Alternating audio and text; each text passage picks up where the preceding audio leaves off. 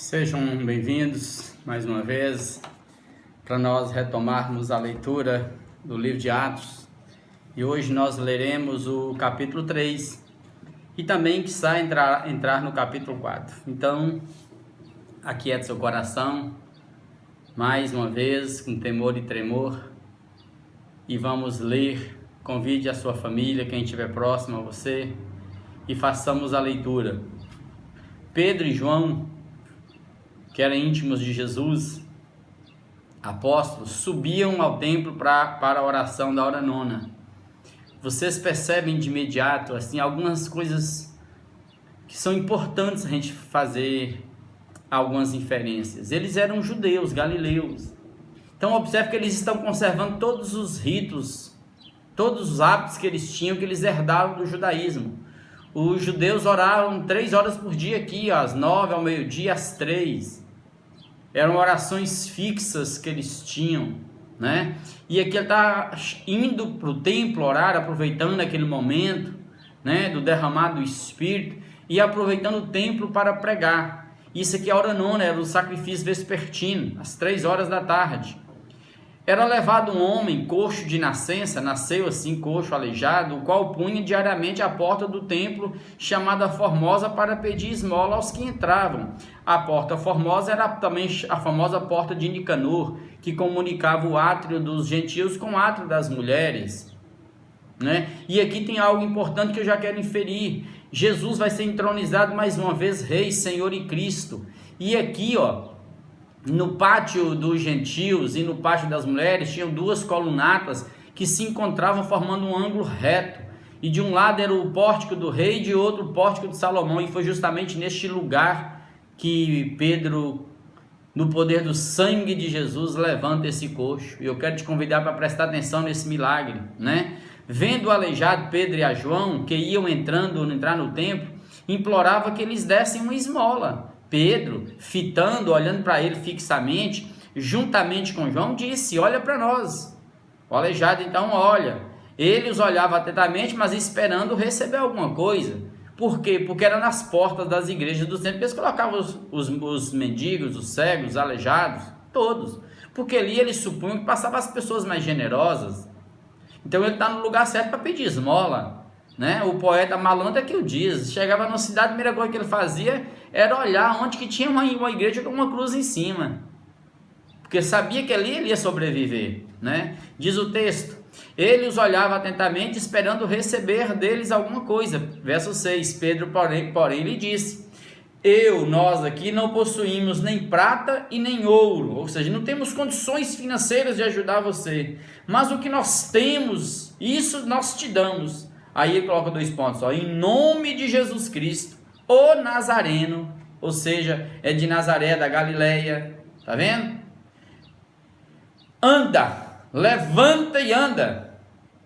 E, tomando pela mão direita, o levantou. Imediatamente seus pés e tornozelos se firmaram, de um salto se pôs em pé, passou a andar e entrou com eles no templo, saltando e louvando a Deus. Aleluia! Viu todo o povo a andar e louvar a Deus, e reconheceram ser ele mesmo o mesmo que esmolava, assentado à porta formosa do templo, e se encheram de admiração, e aqui e assombro por isso que lhe acontecera.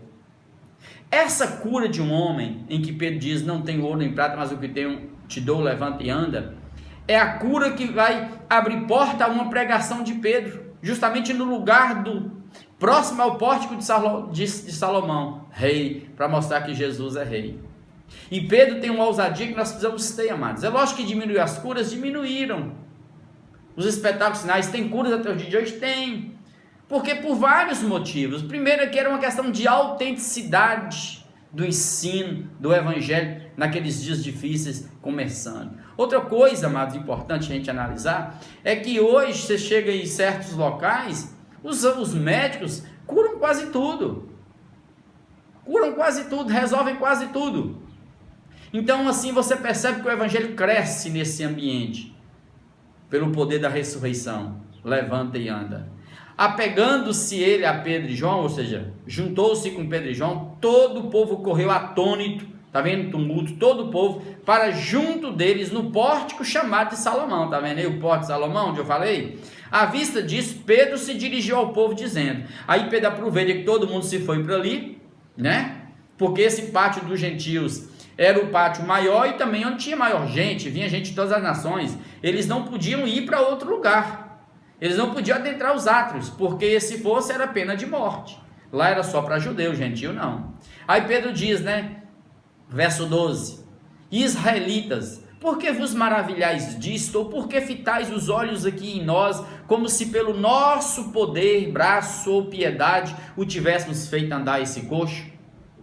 13, o Deus de Abraão, o Deus de Isaac e de Jacó, ou seja, o Deus dos nossos antepassados, o Deus da nação judaica, né? O Deus que escolheu Israel, o Deus de nossos pais glorificou a seu servo Jesus, a quem vocês traíram e negaram perante Pilatos, quando este havia decidido soltá-lo. Vós ali diante de Pilatos, negaste o santo e o justo, e ele está usando essa palavra, o santo e o justo, porque são as palavras que os profetas usavam, que Davi usava, que está escrito nos Salmos, para ver se a ficha dos israelitas caíam, e eles buscassem nas escrituras deles, de que Jesus, o santo, o justo, o Cristo, o Messias, estava lá predito, tá bom? Por isso que ele está colocando isso. E vocês negaram o santo e o justo, e pediram que vos concedesse um homicida, que foi Barrabás. Trocaram Jesus por Barrabás. De Sarte vocês mataram o autor da vida, o Senhor da vida, o que gerou vida, por meio de quem todas as coisas vieram a existir e foram criadas, a quem Deus ressuscitou dentre os mortos, do que nós aqui somos testemunhas e vocês também são. Vocês o crucificaram e vocês viram tudo, sabem de tudo.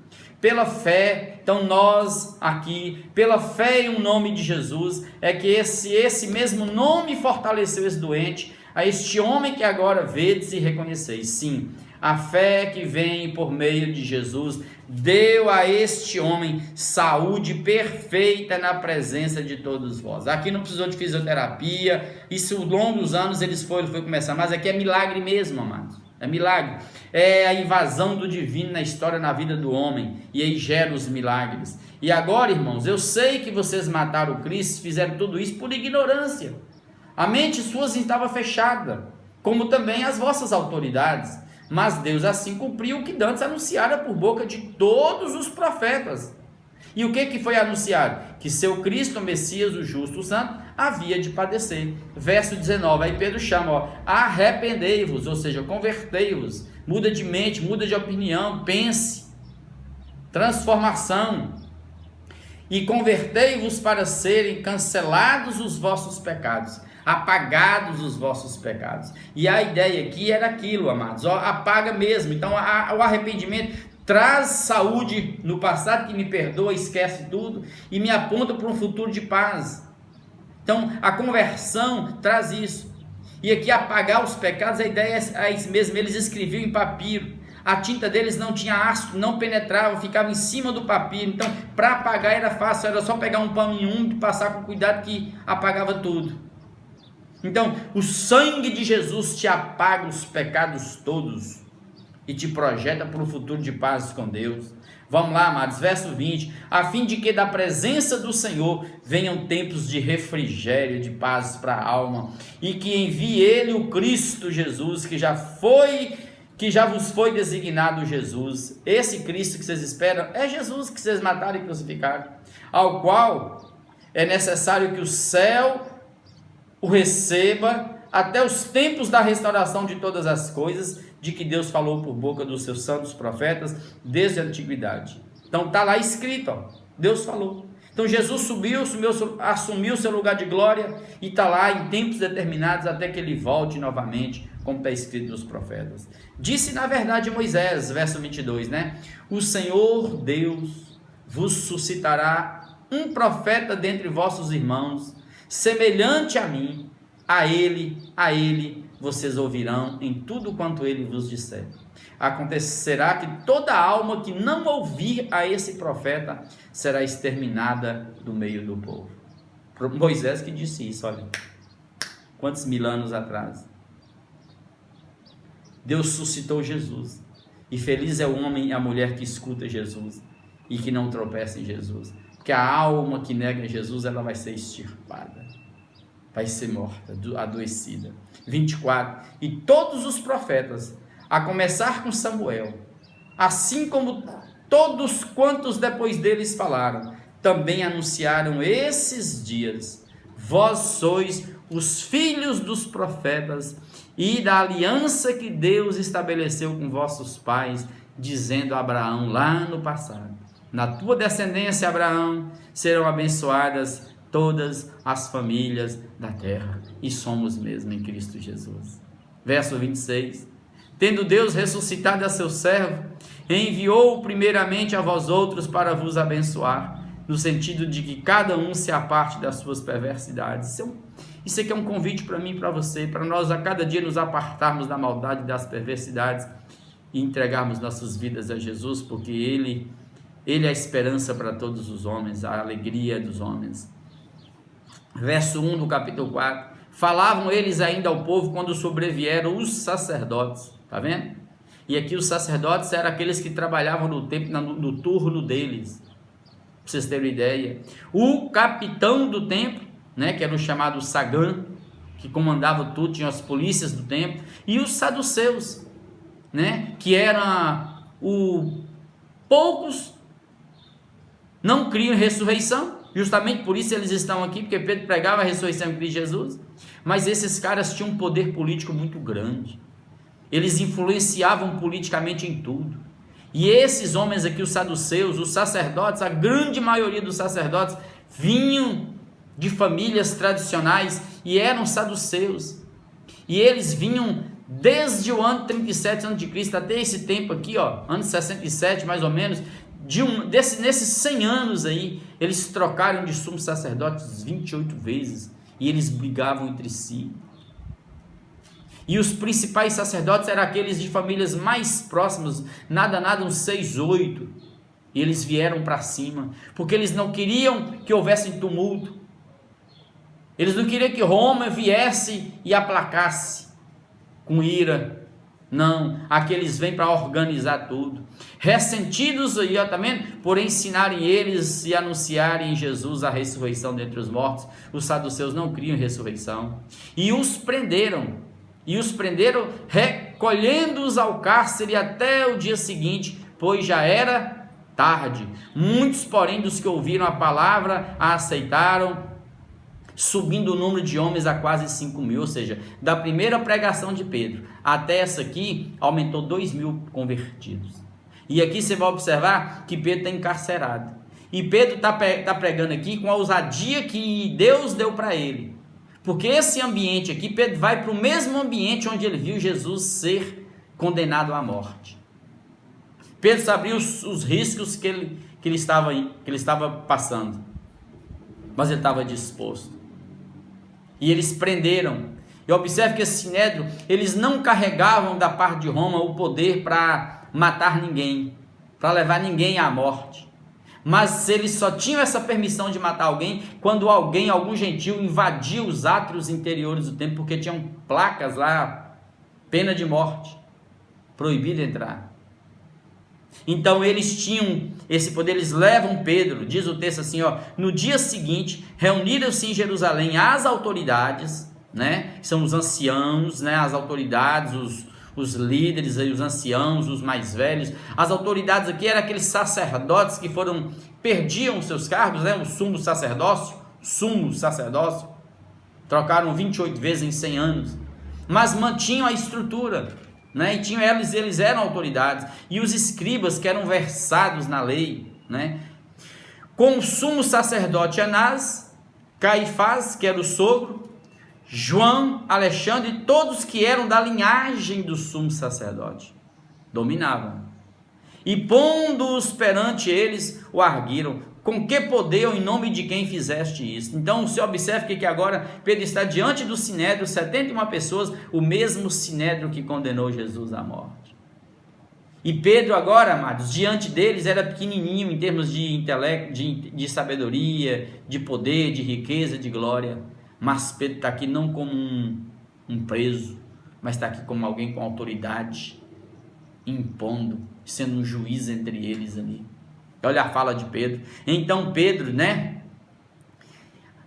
aí Pedro responde, Então Pedro, cheio do Espírito Santo, tá vendo agora, amados? A ação do Espírito dando força e coragem a esses irmãos, o Consolador, disse-lhes: autoridades do povo e anciãos, visto que hoje somos interrogados a propósito do benefício feito a um homem enfermo e do modo por que foi curado, tomai conhecimento vós todos e todo o povo de Israel, de que em nome de Jesus Cristo Nazareno, a quem vocês todos aí crucificaram, e a quem Deus ressuscitou dentre os mortos, sim, em seu nome é que este está curado entre vós, perante vós.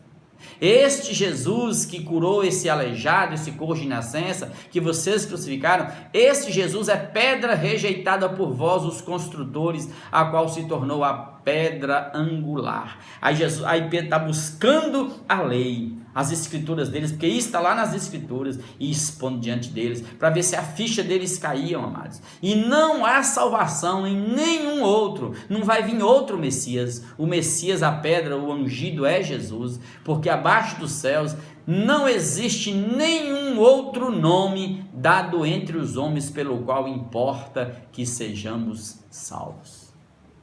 Amados, eu paro aqui no verso 12 do capítulo 4, a gente continua amanhã. Mas olha, vocês já imaginam essa intrepidez de Pedro? Diante de 71 homens que, no mesmo local onde ele viu Jesus ser condenado, e ali naquele ambiente onde ele outrora negou Jesus, traiu Jesus. Não traiu, não negou, quem traiu foi Judas. Então a coragem de Pedro aqui não é uma coragem instantânea, de instinto, não. É uma coragem calculada, fria. Ele sabe os riscos que ele está passando. E ele está disposto a ir até o fim. E é diante desses homens chamados a classe elite da sociedade judaica, é que Pedro está dizendo, essa pedra de esquina que os construtores vocês rejeitaram, que é a pedra sólida, fundamento, esse é Jesus, que levantou esse homem hoje, aqui nesse tempo, no dia ontem, já está no dia seguinte. Esse Jesus é a pedra angular, e não há salvação em nenhum outro, nem no céu, nem embaixo na terra, nem em qualquer lugar, pelo qual importa que nós sejamos salvos. Então, amados, entregue sua vida a Jesus, deixa Jesus mudar sua história, salvar você, abra seu coração, e peça a Deus essa ousadia, essa intrepidez, nesse instante, e vamos pedir a Deus para curar os enfermos, os aleijados, os que estão doentes. Vamos orar. E eu também quero orar também, porque eu tenho alguns que estão doentes, e eu sei que eles estão passando lutas, dores. Deus, obrigado por esse encontro de oração. Obrigado porque Jesus é a pedra fundamental, é a pedra de esquina, é a pedra onde a igreja está estabelecida, é a rocha da nossa salvação. Sim, Pai, é aquele sobre quem os profetas disseram no passado.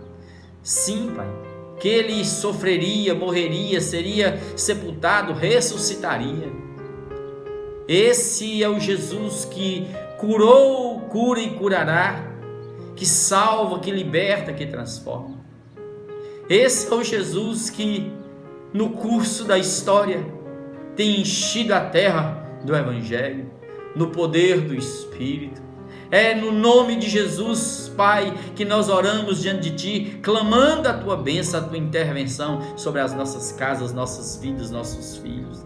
E nós Te pedimos agora em Cristo Jesus, não por nós, não pelo poder nosso, porque nós somos pó e cinza, somos míseros pecadores, mas é pelo sangue do Cordeiro, pela unção do Espírito derramado em nós, é que nós Te pedimos, toca agora os doentes em cada casa. Ó Deus, toca o que está machucado, toca o que está com câncer, em tratamento, põe a Tua mão e repreenda toda doença de morte, toda doença maligna no corpo, em nome de Jesus. Unge da cabeça aos pés, guarda nossas casas, guarda nossas famílias, e traz salvação àqueles que estão distantes, Pai, para que nós não nos tornemos endurecidos como esses homens que viram a glória do Filho do Senhor e antes preferiram matá-lo, levá-lo à cruz. O que nós queremos agora, Pai, é nos entregar a Jesus, para te dizer: eis-nos aqui, usa-nos como lhe apraz. Faz de nós vasos, instrumentos em tuas mãos, e usa-nos para semear a cura, para semear a salvação, para semear o evangelho no chão e no coração das pessoas. Obrigado por esse momento, obrigado por tudo. Assim nós oramos gratos, Pai, em nome de Jesus. Amém, amém e amém.